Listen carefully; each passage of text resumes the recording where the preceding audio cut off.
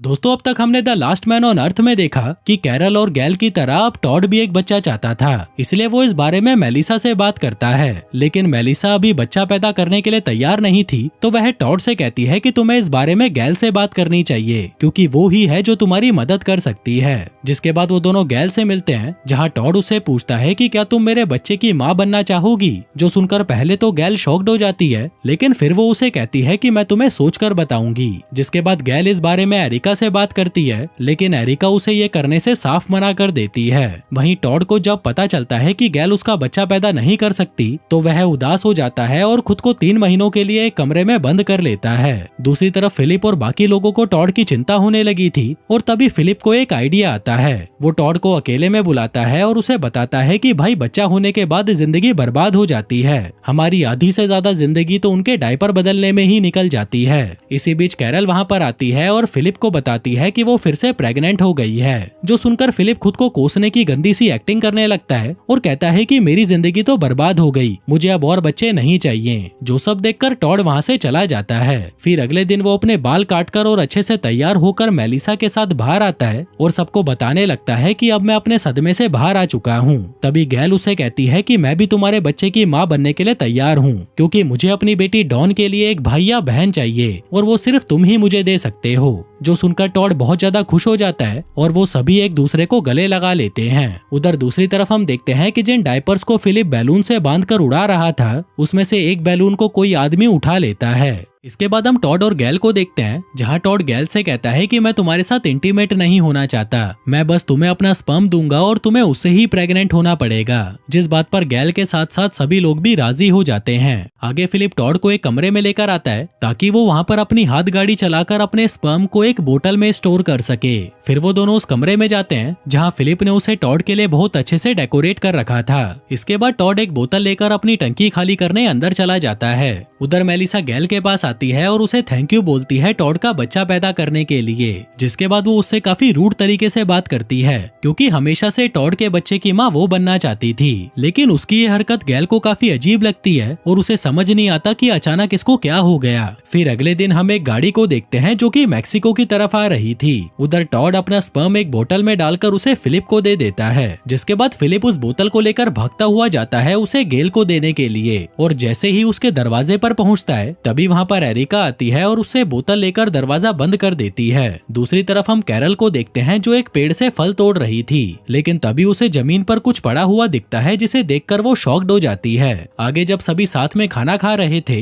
तभी वहाँ पर गैल आती है, जिसे देखकर टॉड फटाफट खड़ा हो जाता है और अपनी कुर्सी गैल को बैठने के लिए दे देता है, लेकिन गैल उसे मना कर देती है। तभी वहाँ पर कैरल आती है जो अपने साथ किसी की टट्टी लेकर आई थी। कहती है कि हमारे अलावा यहाँ पर कोई और भी है। वो सभी कहते हैं कि शायद ये टट्टी जैस्पर की होगी, लेकिन कैरल को ऐसा नहीं लगता, इसलिए वो सेफ्टी के लिए पूरे घर में घंटियां बांध देती है ताकि अगर कोई भी बाहर से अंदर आए तो उसे पता चल जाए। अब इसी तरह 2 हफ्ते बीत जाते हैं। उधर गैल टॉड के पास आती है और उसे बताती है कि वो अभी तक प्रेग्नेंट नहीं हुई है। जो बात जानकर टॉड उदास हो जाता है। वो गैल से कहता है कि ये सारी गलती तुम्हारी है, अगर तुम कल वाइन नहीं पीती तो शायद प्रेग्नेंट हो जाती। गैल कहती है कि सुन मोटे, अगर तू नपुंसक है तो इसका दोष तू मुझ पर मत डाल। जो कहकर वो वहाँ से चली जाती है। थोड़ी देर बाद मेलिसा गैल के पास आती है, जिसे देखकर गैल कहती है कि तू फिर से मुझसे लड़ने आ गई। मेलिसा कहती है कि नहीं यार, और वो गैल से माफी मांगती है। कहती है कि उस दिन पता नहीं मुझे क्या हो गया था और थैंक यू टॉड की मदद करने के लिए। दूसरी तरफ हम टॉड और फिलिप को देखते हैं, जहाँ पर टॉड फिलिप को बताता है कि गैल और मेरा झगड़ा हो गया है,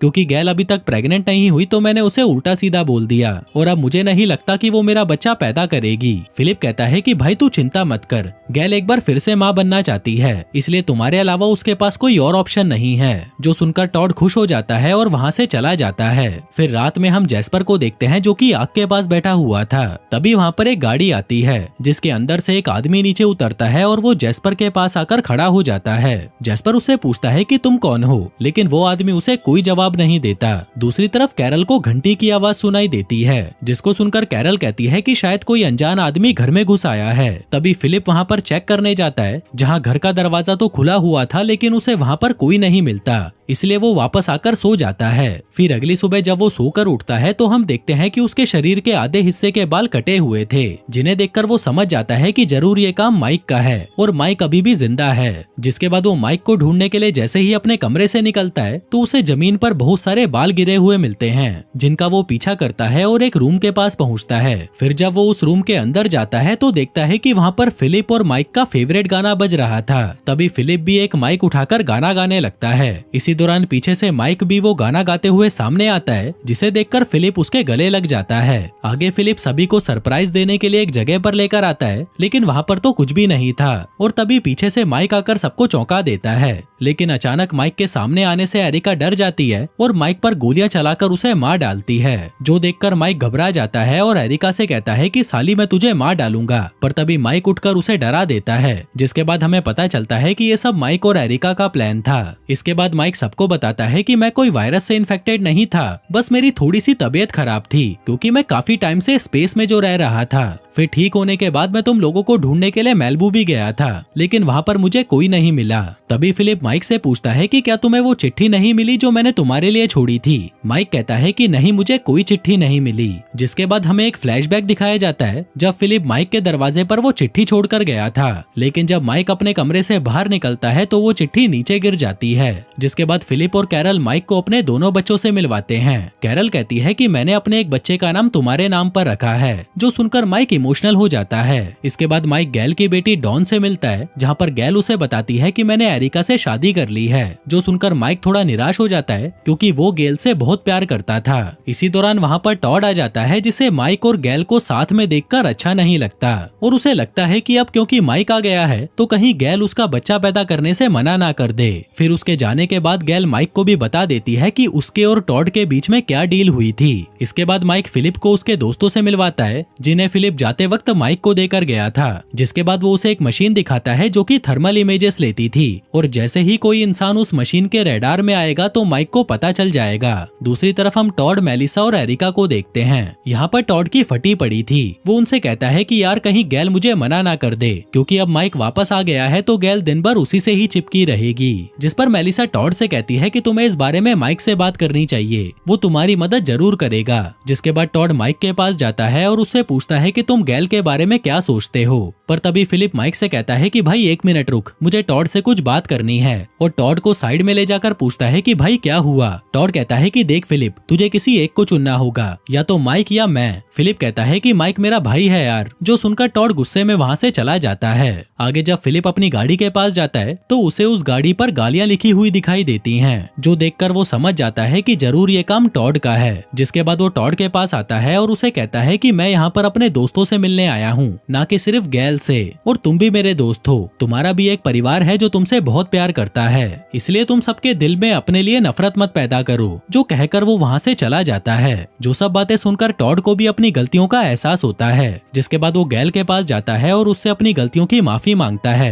पर तभी गैल उसे बताती है कि वो प्रेग्नेंट है, जो सुनकर टॉड बहुत ज्यादा खुश हो जाता है और रोने लगता है। दूसरी तरफ हम फिलिप और माइक को साथ में देखते हैं, जो कि गाना गा रहे थे। इसके बाद गैल भी सबको बता देती है कि वो प्रेग्नेंट है, जो सुनकर सभी लोग बहुत खुश हो जाते हैं और फिर सोने के लिए अपने अपने कमरे में चले जाते हैं। इधर माइक अपनी वैन में आता है, जहाँ उसे अपनी थर्मल मशीन में एक हीट सिग्नेचर दिखता है, और ये हीट सिग्नेचर किसी जिंदा इंसान का था, जिसे देखकर माइक शॉक्ड हो जाता है। फिर अगली सुबह हम टॉड को देखते हैं, जो कि घर को पेंट कर रहा था। पर तभी उसके पास गैल आती है और उससे कहती है कि हमें दीवारों पर हरा पेंट करना चाहिए, क्योंकि हरा कलर मुझे बहुत पसंद है। जिस पर टॉड भी मान जाता है और वो दोनों मिलकर दीवारों पर हरा पेंट करना शुरू कर देते हैं। आगे जब सभी साथ में बैठकर खाना खा रहे थे, तभी कैरल बताती है कि घर में सारा खाना खत्म हो चुका है, इसलिए हमें खाना लेने के लिए मार्केट जाना होगा। जिस पर गैल और मेलिसा कहती हैं कि हमें भी शॉपिंग करने के लिए मार्केट जाना है। इसी दौरान वहाँ पर माइक आता है और सबको बताने लगता है कि मैंने अपनी मशीन में बहुत सारी थर्मल इमेजेस क्लिक की हैं, जिससे ये पता चलता है कि हमारे आसपास के एरिया में कोई जिंदा इंसान है। वो फिलिप से कहता है कि मैं ये देखना चाहता हूँ कि वो जिंदा इंसान कौन है, लेकिन ये बात सुनकर फिलिप उदास उदास हो जाता है और बाहर आकर बैठ जाता है। तभी उसके पास माइक आता है और पूछता है कि भाई तुझे क्या हो गया। फिलिप कहता है कि तू मुझे इतनी मुश्किल से तो मिला है और अब फिर से जा रहा है। माइक कहता है कि भाई मैं सिर्फ चेक करने जा रहा हूँ और जल्दी वापस आ जाऊंगा। लेकिन फिलिप उसे कहता है कि मैं तुझे अकेला नहीं जाने दूंगा, जिस पर माइक भी उसकी बात मान जाता है और उसे भी अपने साथ चलने के लिए कहता है। उधर दूसरी तरफ हम कैरल को देखते हैं जो सभी को पूरे शहर का मैप दिखाती है, जिसमें बहुत सारे सुपरमार्केट मार्क किए गए थे। कैरल सभी को बताती है कि इनमें से कौन कौन से सुपरमार्केट खाली हो चुके हैं और उन्हें किस सुपरमार्केट में से खाना लाने जाना चाहिए। लेकिन मेलिसा और एरिका कहीं भी जाने से मना कर देती हैं और बाहर आकर टाइम पास करने लगती हैं। फिर रात को माइक चुपके से वहां से निकलने की कोशिश करता है, लेकिन जब वो अपनी वैन के पास पहुंचता है तो देखता है कि फिलिप उसकी वैन के टायर के आगे लेटा हुआ था। वो माइक से कहता है कि भाई तूने प्रॉमिस किया था कि तू यहाँ से नहीं जाएगा और अगर तुझे फिर भी जाना है तो तुझे ये वैन मेरे ऊपर से चढ़ाकर ले जानी होगी। जो बात सुनकर माइक को गुस्सा आ जाता है और वो वैन में बैठकर उसे चालू कर लेता है, लेकिन फिर वो उसे तुरंत बंद कर देता है क्योंकि वो था तो फिलिप का भाई ही। जिसके बाद वो वैन से उतरकर वापस घर में चला जाता है। फिर अगले दिन हम फिलिप को देखते हैं जो कि माइक की वैन की चाबी छुपा रहा था, पर तभी माइक उसके पास आता है और उससे अपनी वैन की चाबी के बारे में पूछता है, जिस पर फिलिप उसे कहता है कि भाई मुझे नहीं पता। इसके बाद माइक अपने रात की हरकत के लिए उससे माफी मांगता है और वहाँ से चला जाता है। आगे जब टॉड और गैल साथ में बैठे होते हैं तभी वहाँ पर मेलिसा और एरिका आती हैं, जो उन्हें झूठ बोलती हैं कि हमने सारे स्टोर्स में जाकर चेक कर लिया है लेकिन हमें खाना कहीं नहीं मिला। जो बात सुनकर टॉड रोने लगता है और उसे पता चल जाता है कि ये दोनों झूठ बोल रही हैं। दरअसल टॉड रोने की एक्टिंग कर रहा था, जिसके बाद वो उनको कहता है कि गैल एक बच्चे को जन्म देने वाली है और तुम दोनों उसके लिए इतना भी नहीं कर सकती।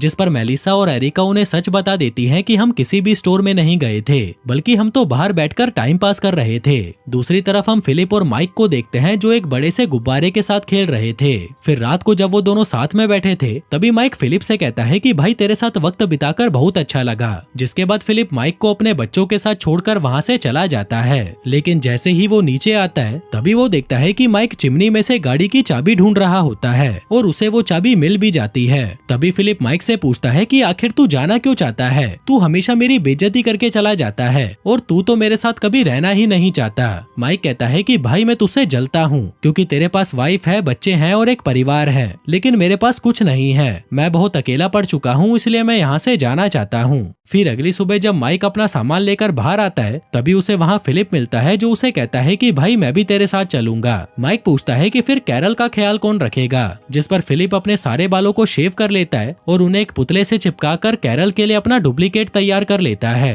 कहता है कि मेरी जान में जब तक वापस नहीं आता तब तक तुम इसी से ही काम चलाओ। दूसरी तरफ हम गैल को देखते हैं जो कि दीवार पर येलो पेंट कर रही थी, पर तभी वहाँ पर टॉड आता है जो गैल के लिए हरा पेंट लेकर आया था। उधर फिलिप और माइक वहाँ से रवाना हो जाते हैं। वहीं टॉड जब एक दीवार पर कील ठोक रहा था तभी उसमें एक बड़ा सा छेद हो जाता है, जिसमें जब टॉड अंदर देखता है तो पाता है कि उस दीवार के पीछे किसी की डेड बॉडी है। तभी वहाँ पर गैल आती है और टॉड से पूछती है कि ये बदबू कहाँ से आ रही है। टॉड कहता है कि मैंने अभी एक बहुत ही जोरदार बदबूदार पाद मारा है, इसलिए तुम्हें उसकी स्मेल आ रही होगी। जो सुनकर गैल वहाँ से चली जाती है। फिर उसके जाते ही टॉड उस दीवार को तोड़ने लगता है ताकि वो उस डेड बॉडी को देख सके। दूसरी तरफ हम फिलिप और माइक को देखते हैं, जहाँ फिलिप माइक को बियर ऑफर करता है लेकिन माइक उसे मना कर देता है। तभी फिलिप उसे कहता है कि ऐसा भी तो हो सकता है कि वो हीट वेव किसी जानवर की हो। माइक कहता है कि नहीं, मैं 100% श्योर हूँ कि वो हीट वेव किसी इंसान की ही है। आगे उस ट्रक को फिलिप ड्राइव करने लगता है, जहाँ ड्राइव करते वक्त उसे संतरों के पेड़ दिखाई देते हैं जिनको वो तोड़ना चाहता था। लेकिन तभी माइक उसे कहता है कि हम इसे आते वक्त तोड़ लेंगे। उधर घर में हम टॉड को देखते हैं जिसने उस पूरी दीवार को तोड़ दिया था और वहाँ पर उसे एक सीक्रेट रूम मिलता है। दूसरी तरफ फिलिप और माइक को रास्ते में बहुत सारी बकरियां मिलती हैं, जिन्हें देखकर फिलिप कहता है कि हमें इनमें से कुछ बकरियां अपने साथ ले जानी चाहिए। माइक कहता है कि नहीं, हम इन्हें वापस आते वक्त ले लेंगे। फिलिप कहता है कि वापस आते वक्त अगर ये कहीं चली गई तो, इसलिए हमें इनको अभी ही ले जाना पड़ेगा क्योंकि हमें इनसे दूध और मांस मिल सकता है और वैसे भी अब हमारे पास खाने के लिए कुछ नहीं बचा है, इसलिए मैं तो इन्हें बिना लिए यहाँ से नहीं जाने वाला। उधर घर में टॉड सभी को बता देता है कि अंदर कमरे की दीवार के पीछे एक सीक्रेट रूम है, लेकिन जब कोई भी उसकी बातों पर विश्वास नहीं करता तो टॉड सभी को वो सीक्रेट रूम दिखाने ले जाता है, जिसके साथ साथ ही हम देखते हैं कि टॉड ने उस डेड बॉडी को बाहर निकालकर सजा दिया था। फिर जब सारे उस सीक्रेट रूम में जाते हैं तो उन्हें वहाँ पर बहुत सारे हथियार और गोला बारूद दिखाई देते हैं। दूसरी तरफ फिलिप और माइक भी उस लोकेशन पर पहुंच जाते हैं जहाँ से उन्हें हीट वेव्स आ रही थी, लेकिन वहाँ पर तो कोई भी नहीं होता, जो देखकर माइक उदास हो जाता है। तभी फिलिप माइक से कहता है कि शायद वो हीट वेव्स बकरियों की होगी। वहीं घर पर मेलिसा एक ग्रेनेड उठाती है और उसकी पिन निकालकर उसे दूर फेंक देती है, और जैसे ही वो ग्रेनेड ब्लास्ट होता है तो उसे देखकर वो लोग समझ जाते हैं कि ये सारे हथियार असली हैं। जिसके बाद वो उन सबकी काउंटिंग करने लगते हैं। इसी बीच एरिका को भी चिमनी में से एक ग्रेनेड मिलता है। आगे जब कैरल पियानो बजा रही होती है तो एरिका उसे रोक देती है और कहती है कि हमें इस पियानो को भी चेक करना चाहिए। फिर जब वो लोग उस पियानो को चेक करते हैं तो उसमें भी एक डायनामाइट लगा होता है। दूसरी तरफ हम माइक को देखते हैं जो कि बहुत निराश था और वो फिलिप के साथ वापस घर लौट रहा था। तभी फिलिप उसे मोटिवेट करते हुए कहता है कि भाई तू चिंता मत कर, सब कुछ ठीक हो जाएगा। एक समय था जब मैं भी तेरी तरह निराश रहता था, लेकिन फिर मुझे कैरल मिली और मेरी जिंदगी पूरी तरह बदल गई। जो सब बातें करके फिलिप माइक का मूड ठीक करने की कोशिश करता है, जिसके बाद वो दोनों मिलकर गाना गाने लगते हैं। उधर घर पर हम मेलिसा को देखते हैं जो एक रोबोट की मदद से उस डायनामाइट को बाहर निकालने की कोशिश करती है, लेकिन तभी वो डायनामाइट ब्लास्ट हो जाता है। वहीं फिलिप और माइक भी घर पहुंच जाते हैं और देखते हैं कि सब लोग अपना सामान लेकर घर के बाहर खड़े हुए हैं। कहते हैं कि साला ये घर है या हथियारों का अड्डा, हमें अब यहाँ पर नहीं रहना। वहीं हम माइक की उस थर्मल मशीन को देखते हैं जिसमें से अभी भी हीट वेव्स आ रही थी, जिसके बाद हमें फिर से वही जगह दिखाई जाती है जहां पर फिलिप और माइक इंसानों को देखने गए थे। और तभी वहां पर जमीन के नीचे से एक बंकर खुलता है जिसमें से बहुत सारे मास्क पहने हुए लोग बाहर निकलते हैं। इधर कैरल फिलिप और माइक से कहती है कि अब हम इस घर में नहीं रह सकते। टॉड कहता है कि भाइयों पूरा का पूरा घर लाशों और हथियारों से भरा पड़ा है। जिसके बाद कैरल उनसे पूछती है कि क्या तुम्हें कोई जिंदा इंसान मिला, जिस पर फिलिप उस वैन में से 2 बकरियां बाहर निकालता है, जिनको देखकर वो सभी खुश हो जाते हैं। इसके बाद वो लोग उस घर को आखिरी बार गुड बाय बोलते हैं और उस घर के लिए एक सड़ा सा गाना गाने लगते हैं। तभी फिलिप सबके सामने खड़ा होकर कहता है कि इस घर के साथ हमारी बहुत सारी यादें जुड़ी हैं, इसे छोड़ने का मन तो नहीं कर रहा, लेकिन हमारे बच्चों की सुरक्षा के लिए हमें इसे छोड़कर जाना ही पड़ेगा। जिसके बाद मेलिसा हवा में गोलियां चलाकर इस घर को सलामी देती है। इसके बाद फिलिप सबको चश्मे और हेलमेट पहनने को देता है और एक डायनामाइट का रिमोट उठाकर उस घर को उड़ाने लगता है, लेकिन तभी कैरल उसे रोक देती है क्योंकि वहाँ पर 2 बकरियां खड़ी थीं। लेकिन तब तक वो बॉम्ब ब्लास्ट हो चुका था, जिसके साथ वो बकरियां भी उड़ जाती हैं। आगे कैरल अपने मुंह पर मास्क लगा लेती है, जहां टॉड और मेलिसा पूछते हैं कि तुमने ये मास्क क्यों पहना है। कैरल कहती है कि मैं कोई भी रिस्क नहीं लेना चाहती, मेरे पैदा होने वाले बच्चों का सवाल है। उधर माइक भी अपने ट्रक को लॉक कर देता है। फिलिप कहता है कि भाई तू श्योर तो है ना कि तू अपने साथ ये ट्रक नहीं ले जाना चाहता, जिस पर माइक कहता है कि हाँ भाई, और इसका और मेरा साथ यहीं तक का था, अब तू बता आगे का क्या प्लान है। जिसके बाद वो सब एक बड़े से ट्रक में लकड़ी का घर लेकर वहाँ से निकल जाते हैं। फिर काफी देर तक सफर करने के बाद ये लोग संतरों के पेड़ के पास आकर रुकते हैं और संतरे तोड़ने के लिए इधर उधर फैल जाते हैं। उधर जब फिलिप और माइक साथ में घूम रहे थे तभी उन्हें वहाँ पर एक घर दिखाई देता है। वो दोनों उस घर के अंदर जाते हैं, जिसे देखकर उन्हें अपने दादी के घर की याद आ जाती है। फिर रात को जब सभी आग जलाकर बैठे हुए थे तभी फिलिप सबसे कहता है कि दोस्तों हमें खाने का और इंतजाम करना होगा ताकि हमें आगे जाकर कोई प्रॉब्लम ना आए। इसके बाद जब सभी सो जाते हैं तभी फिलिप अपने रोबोट कुत्ते को घुमाने के लिए बाहर ले आता है और उसे घुमाते घुमाते उसी घर की तरफ चला जाता है जिस घर को उसने और माइक ने सुबह देखा था। फिलिप उस घर के अंदर जाता है और वहाँ रखी चीजों को देखने लगता है, लेकिन इसी बीच उसे पता चलता है कि उसके रोबोट कुत्ते की बैटरी खत्म हो चुकी है। इसलिए फिलिप उसे दफनाने वाला होता है, लेकिन तभी वहाँ पर एक असली कुत्ता आ जाता है और उस रोबोट कुत्ते को देखकर भौंकने लगता है। वहीं फिलिप उसे देखकर चौंक जाता है और उस कुत्ते को बुलाने की कोशिश करता है, लेकिन तभी वो कुत्ता वहाँ से भाग जाता है। फिर अगली सुबह जब फिलिप सोकर उठता है तो वह देखता है कि सभी लोगों के पास बकरियां थीं, जो देखकर वह बहुत खुश होता है क्योंकि अब उनके पास खाने की कोई कमी नहीं होगी। इसके बाद वो सभी लोग अपना सामान उठाते हैं और वहाँ से जाने लगते हैं, लेकिन तभी फिलिप की नजर उस कुत्ते पर पड़ती है, जिसे देखकर वो कुछ सोचने लगता है और फिर जल्दी से बाहर आकर जमीन में खड्डा खोदने लगता है। वहीं उसे देखकर सभी लोग बाहर आते हैं और उसे कहते हैं कि तुम पागल हो गए हो क्या, ये क्या कर रहे हो। फिलिप कहता है कि दोस्तों हम लोग जा क्यों रहे हैं, यहाँ पर हमारे पास सब कुछ है, बकरियां हैं, खाना है, रहने की जगह है, और जहाँ पर हम जा रहे हैं वहाँ पर लाशों के ढेर के अलावा और कुछ नहीं है। वहीं कैरल भी फिलिप की बातों से सहमत थी, जिसके बाद बाकी लोग भी फिलिप की बात मानकर वहीं पर रुकने के लिए तैयार हो जाते हैं। आगे जब सभी साथ में बैठकर खाना खा रहे थे तभी फिलिप माइक को ट्रक की चाबी देता है और कहता है कि मेरे भाई अब तू यहाँ से जा सकता है क्योंकि तू हमारे साथ खुश नहीं है, और माइक को अपनी चोटी काट कर दे देता है। कहता है कि ये तुम्हें मेरी याद दिलाती रहेगी, जिसके बदले में माइक भी उसे अपने बगल का बाल दे देता है और वहाँ से चला जाता है। आगे फिलिप कैरल के पास जाता है और उसे बताता है कि माइक जा चुका है। दूसरी तरफ हम माइक को देखते हैं जो वहाँ से जाता हुआ फिलिप की चोटी को हाथ लगाकर उसे याद करने लगता है। उधर जब सभी लोग ट्रक के अंदर बैठे थे तभी वहाँ पर टॉड आता है और कहता है कि दोस्तों जल्दी से बाहर आओ, मैं तुम्हें कुछ दिखाना चाहता हूँ। जो सुनकर वो जल्दी से बाहर आते हैं और देखते हैं कि उनके चारों तरफ बहुत सारे मास्क वाले लोग खड़े हैं, जिन्हें देखकर फिलिप और बाकी लोग हैरान हो जाते हैं कि इतने सारे लोग जिंदा हैं। मतलब कि उस वायरस से बहुत सारे लोग बच गए थे और उस बंकर के अंदर रह रहे थे। जिसके बाद फिलिप और उसके साथी भी उन लोगों के साथ चले जाते हैं और अपनी एक नई दुनिया की शुरुआत करते हैं, जहाँ वो सभी साथ में मिलकर जनसंख्या को आगे बढ़ाएंगे और ये दुनिया फिर से पहले जैसी हो जाएगी। और दोस्तों इसी के साथ ही the last man on earth की ये कहानी यहीं खत्म हो जाती है। लेकिन वीडियो खत्म करने से पहले मैं आपको कुछ बताना चाहता हूँ। इस सीजन 4 के बाद लास्ट मैन ऑन अर्थ की सीरीज को कैंसिल कर दिया गया था, इसलिए इसके बाद आगे कोई भी सीजन नहीं बना। तो प्लीज मेरे दोस्तों नीचे कमेंट कर करके अगला पार्ट मत बोलना, क्योंकि अगला पार्ट है ही नहीं तो मैं उसे कैसे एक्सप्लेन करूंगा। बाकी आप जिस भी मूवी या वेब सीरीज की कहानी देखना चाहते हो तो मुझे नीचे कमेंट करके बताओ। और आपने जैसे मेरी इस सीरीज को सपोर्ट किया है वैसे ही मेरे बाकी वीडियो को भी सपोर्ट करना, ताकि मुझे भी तो पता चले कि मेरे सब्सक्राइबर सिर्फ यही सीरीज देखने आए थे या उन्हें मेरे बाकी वीडियो भी पसंद है। धन्यवाद।